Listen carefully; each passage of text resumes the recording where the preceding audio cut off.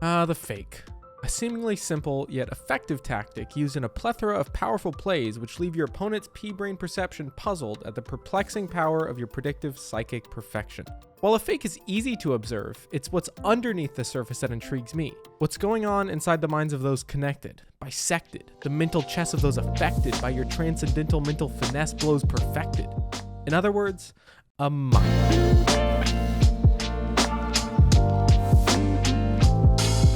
Fakes may have started as a cool and creative way to score on an opponent, but we're way past that now. The little games we used to play have matured into full-fledged psychological warfare. The goal isn't to just score a goal anymore, it's to abuse your opponent's brain so badly they can no longer do second-grade math. So, what's a fake? Good question. Guy goes this way with the ball, so you go that way too, and then away you fly, humiliated as he scores on your open net. You're destroyed both physically and mentally. Your girlfriend leaves you. Your parents disown you. Your dog reverses its potty training and shits on your carpet. How to fake? Be smarter. Seriously though, the more you can think about your opponent's perspective, put yourself in as many shoes as possible, and predict their prediction of your prediction, the deeper you wed yourself into their little brain. It takes quite a bit of time to grow the skill, and I think the most important thing you can do to train this ability is to just stay mindful of everything around you as you play. Actively try to think about what everyone is expecting from you in each play. When to fake? All the damn time. The real question should be, when shouldn't I fake? And the answer is never. The higher you get in ranks, especially 1v1, the more everything, and I mean everything, becomes a mind game. After you spend enough time training the physical side of the game, you begin to get diminishing returns. If you can shoot decently at a high enough level, you're pretty much fine for a while. But your brain never stops improving.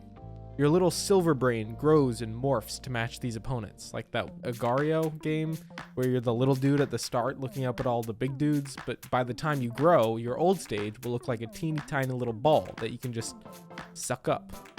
Mind games are no longer just faking a direction when dribbling. You need to start faking your shots, your challenges. Then when that stops working, you need to start faking your fakes, then faking the fake, then faking the fake. Sometimes I even fake a save, so that way my opponent will think less of my abilities, making it easier for me to score later on. What? It's not because I missed. And this doesn't just stop after Grand Champ. It even furthers in intensity to the point where you're drenched in sweat, mentally and physically exhausted after just a few games of once. Or maybe that's just me and my hyper-reactive sweat glands, who knows. Anyway, I only have the capacity for a few matches at a time because of how much attention I pay to the game, which brings me to my next point. Overthinking. Huh? He only wiggled his wheels 3 times before the kickoff. He usually does this at least 4 or 5. And normally he goes for a more technical front flip kickoff, but now he's only going for a speed flip kickoff. And he was behind on his boost usage. A mistake no one could possibly make nowadays. It's 8 p.m. CST, prime time playing hours, and his ping, it's 35. Low. Too low. This means I can place him somewhere in central Missouri.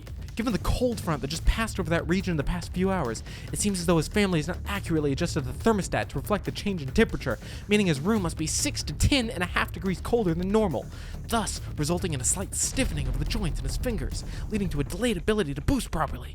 Using this, I now know that he'll be slightly too slow to turn for this ball, meaning this is my perfect time to challenge at a slightly acute angle to this side of the ball and... Aha, you see, my stiff fingers were merely a ploy. I knew you'd assume a lower dexterity due to the changing weather, so last week I went on Amazon and purchased a 200 pack of hand warmers. You fool. Now I can delay the 50, gain possession, and score on an empty net. Trust me, if all that thinking goes into a single 50, do not get me started on shadow defending. Anyway, I overthink what's happening and just lock up, which is why I perform so badly against lower ranked players in ones. You know, funny story, I once lost a LAN match to a dude who was platinum in ones. Not a good time. For an example of this, I'll rush the ball at a really obvious time because I know my opponent won't expect me to, which they don't, but they still see me, so they just turn and flick it over me. Then on my next challenge, I rush again, because surely they won't expect me to rush like a dumbass again, which they don't, but they can still see me in my obvious challenge, so they just pop it up again. Okay, no, but this time, no way he expects 3 awful... Okay, no, but that's why there's a certain merit to just turning off your brain, which requires some explanation first. Once you're at the highest or higher levels of play, people expect you to think the same way they do. So they think one level above you, and then you do the same. So they move up, and so do you, and up and up and up and up. I'm gonna let Kronovi explain this a bit. Level 1 is where you are dribbling or in possession of the ball, and you move the ball away from your opponent right as he attacks. Level 2 is where your opponent is tired of being juked and begins to predict where you will take the ball.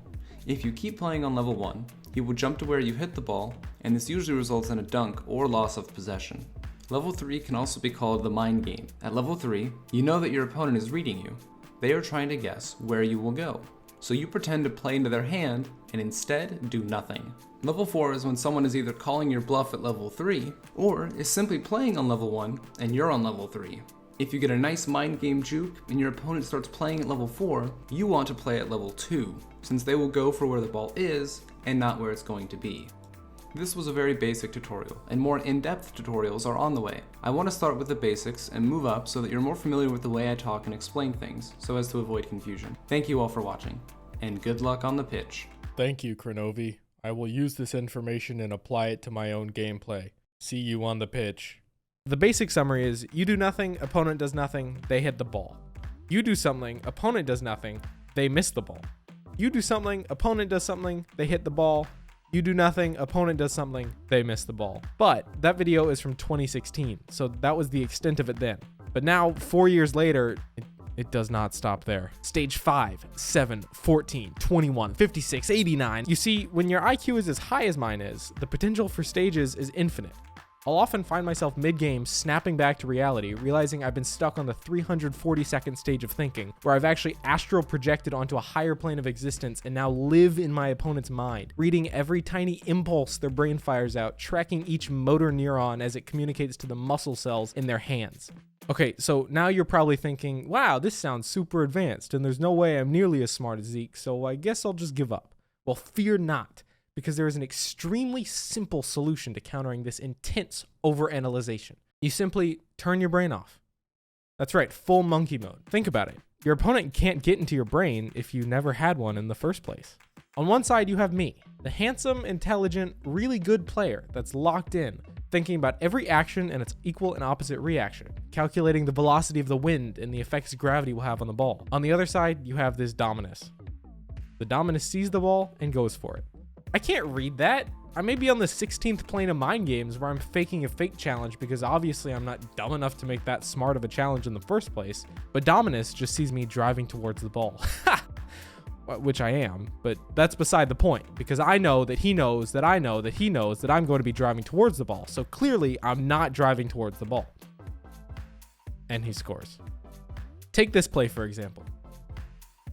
So you might be thinking, well, yeah, he faked you by not hitting the ball there. Wrong. He didn't actually fake me. You see, I knew he was going to fake, so I was just going to go for the ball, tier 1. But, and this was my fatal flaw, I made the mistake of overestimating my opponent. In my mind, it looked like this. I go for the ball, so he goes for the fake. But I know he's going for the fake, so I adjust for the fake. But he knows I'm going to adjust, so he goes with the original path. But I know that he knows that I know, so I readjust to my original trajectory. But he knows that I know that he knows that I know, so he goes back to the fake, and boom, I hit him right in his faking face. But that's not what happened. He was on tier 1 the whole time. The ultimate mind game. So while I'm on tier 32 pi r squared and have ascended to the next plane of mind game existence, communicating by brainwaves with the space babies, he's picking his nose on the lobby floor, and it works. This is the problem. This is why I lose money match LAN tournaments to platinums when I've been GC for over a year. I simply overthink. So as you can see, it's all really simple. You just progress your mind and IQ to a point where you've evolved past the need for physical sensation and human interaction and rank up as far as you can. Then once you get good enough, just crash straight back down. Get rid of everything you knew, because now to know, you need to know that you know nothing. But even that's too much. You shouldn't even know that you know nothing, and bam, top 100.